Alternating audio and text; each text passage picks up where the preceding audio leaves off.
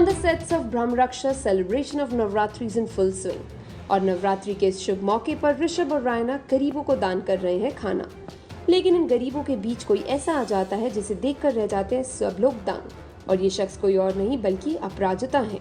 जी हाँ, अपराजिता लौट आई हैं और इस बार वो आई हैं अपनी जायदाद मांगने।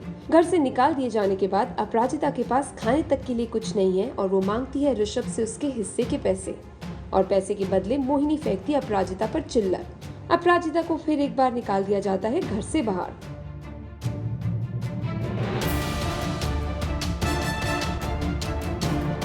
Let's find out more from Rishabh and Mohini. अब देखो, उसने कुछ काम ही ऐसे किए, बेचारी अपने कर्मों की वजह से ऐसी हाल में पहुंची है।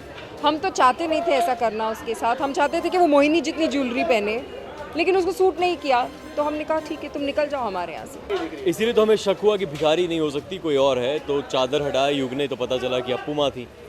तो सारा पर्दाफाश हो गया, मालूम पड़ गया। एक्चुअली उनको हमने घर से निकाल दिया है, तो परेशान है वो, खाने पीने की कुछ है नहीं। एक्चुअली सिर्फ वो बहाना है, वो वापस घर में आना चाहती ताकि आगे कुछ साजिश कंटिन्यू कर सके अपनी।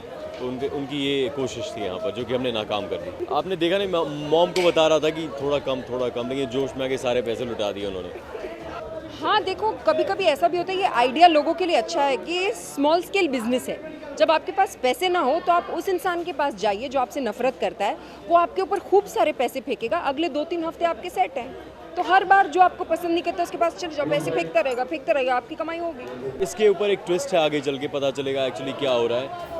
घर में आना चाहती है और अगर इतनी आसानी से नहीं आए, हार माने, तो अपराजिता कैसे हो सकती है। तो कुछ तो करेगी आगे चल के, और वो किसी तरह से घुसने की कोशिश करेगी। उसमें बहुत सारा ड्रामा है आगे चल के। हमारे यहाँ हर कोई खूबसूरत है, इंक्लूडिंग ब्रह्मराक्षस, वो भी कितना गुड लुकिंग है। हमारे यहाँ बैड लुकिंग पीपल आते ही नहीं, भिखारी भी आते हैं तो बहुत गुड लुकिंग आते हैं। हमारा एक स्टैंडर्ड है।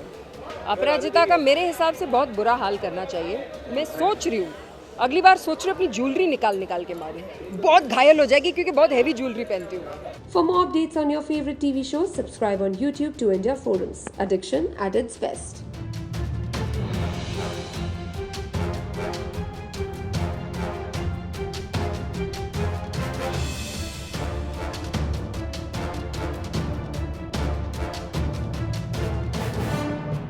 Hi, this is Crystal D'Souza and you're watching me on India Forums. Subscribe to India Forums on YouTube.